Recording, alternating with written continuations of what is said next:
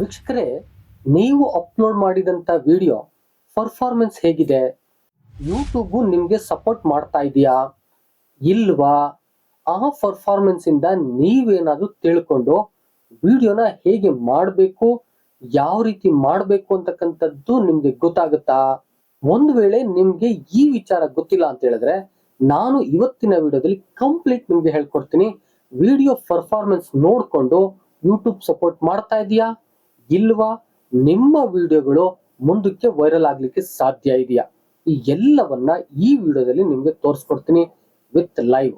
ಹಾಗಾದ್ರೆ ನೀವೇನಾದ್ರು first time ನನ್ನ ಚಾನಲ್ ಬಂದು ಸಬ್ಸ್ಕ್ರೈಬ್ ಆಗದೆ ನೋಡ್ತಾ ಇದ್ರೆ ದಯವಿಟ್ಟು ಸಬ್ಸ್ಕ್ರೈಬ್ ಮಾಡ್ಕೊಳ್ಳಿ.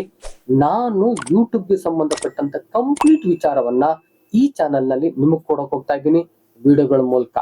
ಅದಕ್ಕಾಗಿ ನಾನ್ ಮಾಡ್ತಕ್ಕಂತ ಎಲ್ಲ ವಿಡಿಯೋಗಳು ತಕ್ಷಣ ನಿಮಗ್ ಬಂದು ತಲುಪಬೇಕು ಅಂತ ಹೇಳಿದ್ರೆ ಪಕ್ಕದಲ್ಲಿರೋ ಬೆಲ್ ಬಟನ್ ಕ್ಲಿಕ್ ಮಾಡಿ ಆಲ್ ಅಂತ ಸೆಲೆಕ್ಟ್ ಮಾಡ್ಕೊಳ್ಳಿ. ಪ್ರೀತಿವೀಕ್ಷಕರೇ, ಲ್ಯಾಪ್ಟಾಪ್ ಸ್ಕ್ರೀನ್ ನಲ್ಲಿ ಹೇಗೆ ಈ ಪರ್ಫಾರ್ಮೆನ್ಸ್ ನ ನೋಡೋದು, ಯಾವ ರೀತಿಯಾಗಿ ಇದು ಕಾಣಿಸುತ್ತೆ ಅಂತಕ್ಕಂಥ ವಿಚಾರವನ್ನ ವಿತ್ ಲೈವ್ ನಿಮ್ಗೆ ತೋರಿಸ್ಕೊಡಕ್ ಹೋಗ್ತಾ ಇದ್ದೀನಿ.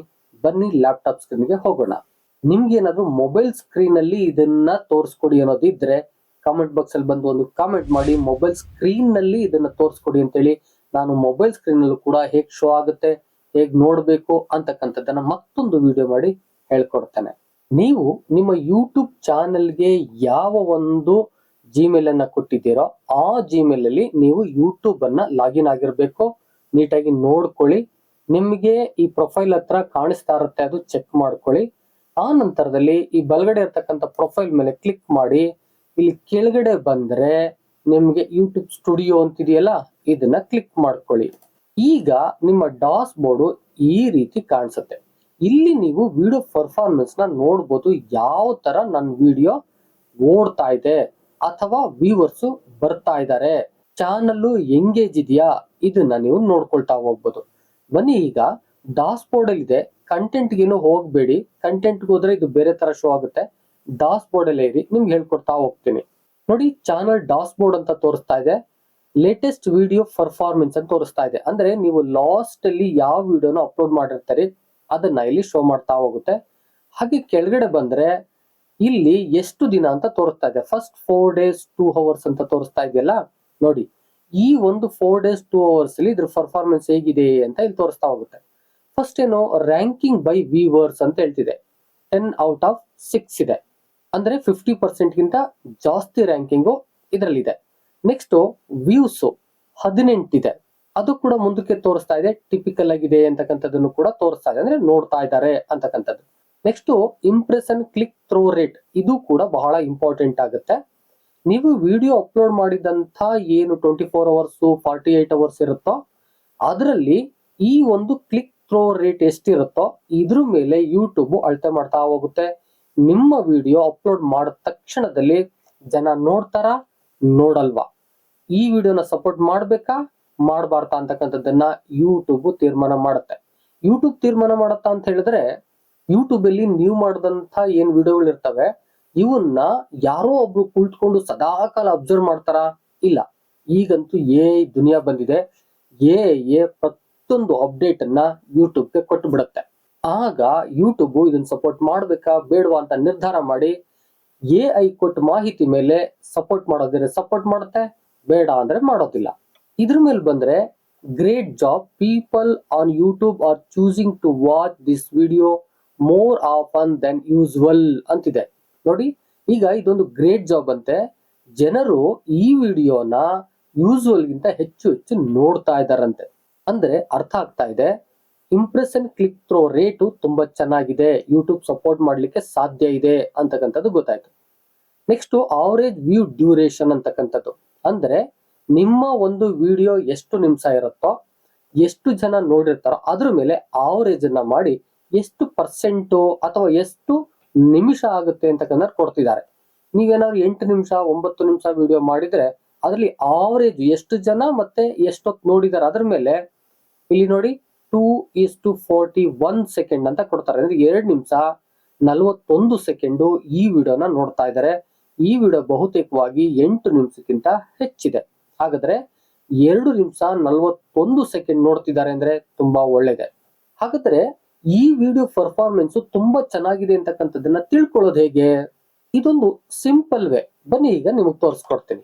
ನೋಡಿ ಇಲ್ಲಿ ಈ ಏನು ರ್ಯಾಂಕಿಂಗು, ವ್ಯೂಸು, ಇಂಪ್ರೆಷನ್, ಅವರೇಜ್ ಇದೆಯೋ ಇದ್ರ ಮುಂದೆ ಅವರೇ ಹೇಳ್ತಿದ್ದಾರೆ ನೋಡಿ 10 ಔಟ್ ಆಫ್ 6 ಅಂತ ಇದೆಯಲ್ಲ.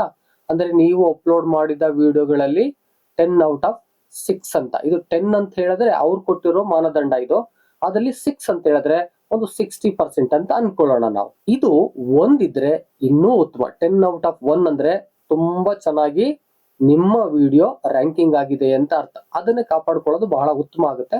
ನಿಮ್ಮ ವಿಡಿಯೋ ಚೆನ್ನಾಗಿದ್ರೆ 10 ಔಟ್ ಆಫ್ 1 ಜನ ಕೊಡ್ತಾರೆ. ಇನ್ನು ವ್ಯೂಸ್ ಇದು ಇಂಪಾರ್ಟೆಂಟ್ ಆಗುತ್ತೆ. ಆದ್ರೆ ಎಷ್ಟು ಜನ ವ್ಯೂಸ್ ಬರ್ತಾರೋ, ಎಷ್ಟು ವಿಡಿಯೋಗಳನ್ನ ನೀವು ಯೂಟ್ಯೂಬ್ ಅಲ್ಲಿ ಅಪ್ಲೋಡ್ ಮಾಡಿದ್ದೀರೋ ಅದರ ಆಧಾರದ ಮೇಲೆ ಇದು ಶೋ ಮಾಡ್ತಾ ಹೋಗುತ್ತೆ ಅದ್ರ ಪರ್ಫಾರ್ಮೆನ್ಸ್ ಅನ್ನ. ನೆಕ್ಸ್ಟ್ ಇದು 2 minutes 41 seconds ಇದೆ. ಈಗ ನಿಮ್ಗೆ ಇಲ್ಲಿ ಗೊತ್ತಾಗ್ಬೇಕು, ಇಲ್ಲಿ ಏನು ಗ್ರೀನ್ ಇದೆಯೋ ಅದರಲ್ಲೂ arrow mark, up arrow mark ಇದೆಯೋ, green with up arrow mark ಇದ್ರೆ ನಿಮ್ಮ ವಿಡಿಯೋ ಪರ್ಫಾರ್ಮೆನ್ಸ್ ತುಂಬಾ ಚೆನ್ನಾಗ್ ಆಗ್ತಾ ಇದೆ ಅಂತ ಹೇಳಿ.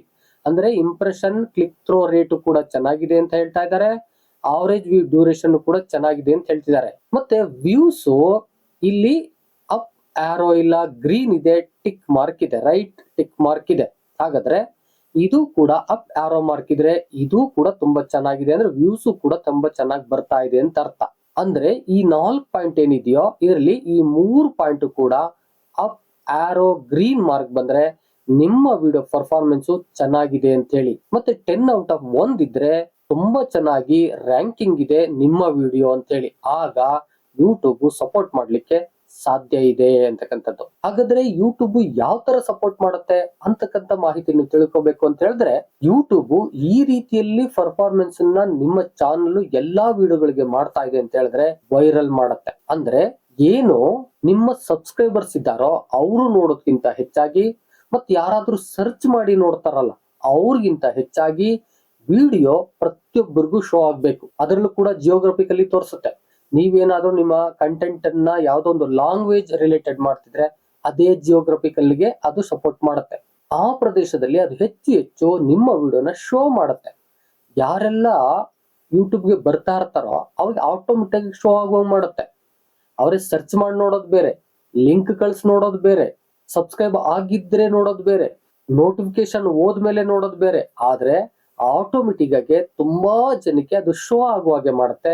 ನಿಮ್ಮ ಥಂಬ್ನೈಲ್ ಏನಾದ್ರೂ ತುಂಬಾ ಚೆನ್ನಾಗಿದ್ರೆ ಕ್ಲಿಕ್ ಥ್ರೋ ರೇಟು ಅದ್ಭುತವಾಗಿ ಬರುತ್ತೆ. ವಿಡಿಯೋ ವೈರಲ್ ಆಗ್ತಾ ಹೋಗುತ್ತೆ, ಸಬ್ಸ್ಕ್ರೈಬರ್ಸು ಬರ್ತಾರೆ, ವಾಚ್ ಅವರ್ಸು ಜಾಸ್ತಿ ಆಗುತ್ತೆ, ವ್ಯೂವರ್ಸು ಜಾಸ್ತಿ ಆಗ್ತಾರೆ. ನೀವು ಅದೇ ರೀತಿಯಾದ ಕಂಟೆಂಟ್ ಅನ್ನು ಇಟ್ಕೊಂಡು ವಿಡಿಯೋ ಮಾಡ್ತಾ ಇದ್ರೆ ಸಬ್ಸ್ಕ್ರೈಬರ್ಸ್ ನೋಡೋದಕ್ಕೆ ಹೆಚ್ಚು ಆಗ್ತಾರೆ, ವಾಚ್ ಅವರ್ಸ್ ಬೇಗ ಕಂಪ್ಲೀಟ್ ಆಗುತ್ತೆ, ಮಾನಿಟೈಸೇಷನ್ ಮುಗಿಯುತ್ತೆ. ಮಾನಿಟೈಸೇಷನ್ ಆದ್ಮೇಲೆ ಈ ರೀತಿ ಏನಾದ್ರೂ ವಿಡಿಯೋ ಪರ್ಫಾರ್ಮೆನ್ಸ್ ತುಂಬಾ ಚೆನ್ನಾಗಿದ್ರೆ, ವೈರಲ್ ಆಗ್ತಾ ಇದ್ರೆ ದುಡ್ಡು ಜಾಸ್ತಿ ಬರುತ್ತೆ. ವೀಕ್ಷಕರೇ, ಗೊತ್ತಾಯ್ತಲ್ಲ ವಿಡಿಯೋ ಪರ್ಫಾರ್ಮೆನ್ಸ್ ಅನ್ನ ನಾವು ಹೇಗ್ ನೋಡೋದು ಅಂತಕ್ಕಂಥದ್ದನ್ನ. ಖಂಡಿತ ಇದನ್ನ ಅವಾಗ ನಿಮ್ ವಿಡಿಯೋಗೆ ಚೆಕ್ ಮಾಡ್ಕೊಳ್ಳಿ. ಅದೇ ರೀತಿಯಾದ ಕಂಟೆಂಟ್ ಅನ್ನು ಇಟ್ಕೊಂಡು ವಿಡಿಯೋ ಮಾಡೋದಕ್ಕೆ ಆರಂಭ ಮಾಡಿ. ಖಂಡಿತ ವೈರಲ್ ಆಗುತ್ತೆ, ಮಾನಿಟೈಸೇಷನ್ ಆಗುತ್ತೆ, ದುಡ್ಡು ಕೂಡ ಮಾಡ್ತಾ ಹೋಗ್ಬೋದು. ವಿಡಿಯೋ ಇಷ್ಟ ಆಗಿದೆ ಒಂದು ಲೈಕ್ ಮಾಡಿ. ಎಷ್ಟೋ ಜನಕ್ಕೆ ಈ ವಿಡಿಯೋ ಮಾಹಿತಿ ಬೇಕಾಗುತ್ತೆ, ದಯವಿಟ್ಟು ಶೇರ್ ಮಾಡಿ. ನೀವಿನ್ನೂ ಸಬ್ಸ್ಕ್ರೈಬ್ ಆಗದೆ ವಿಡಿಯೋ ನೋಡ್ತೀರಿ, ದಯವಿಟ್ಟು ಸಬ್ಸ್ಕ್ರೈಬ್ ಮಾಡ್ಕೊಳ್ಳಿ. ಆ ಮೂಲಕ ಸಪೋರ್ಟ್ ಮಾಡ್ತೀರಿ. ಮತ್ತೆ ಯೂಟ್ಯೂಬ್ ರಿಲೇಟೆಡ್ ಏನಾದ್ರು ಕೇಳಬೇಕು ಅಂತ ಹೇಳಿದ್ರೆ ಕಾಮೆಂಟ್ ಬಾಕ್ಸ್ ಅಲ್ಲಿ ಬಂದು ಕಾಮೆಂಟ್ ಮಾಡಿ, ನಾನು ಅದಕ್ಕೆ ಸಂಬಂಧಪಟ್ಟಂತ ವಿಡಿಯೋನ ಮಾಡ್ಕೊಡ್ತೇನೆ. ಇದಿಷ್ಟು ಇವತ್ತಿನ ಇನ್ಫಾರ್ಮೇಶನ್ಸ್ ಆಗಿತ್ತು. ಮತ್ತೊಂದು ಇದೇ ರೀತಿಯಾದ ವಿಡಿಯೋ ಜೊತೆ ನಿಮ್ಮೊಟ್ಟಿಗೆ ಬರ್ತೀನಿ. Thank you all, love you all.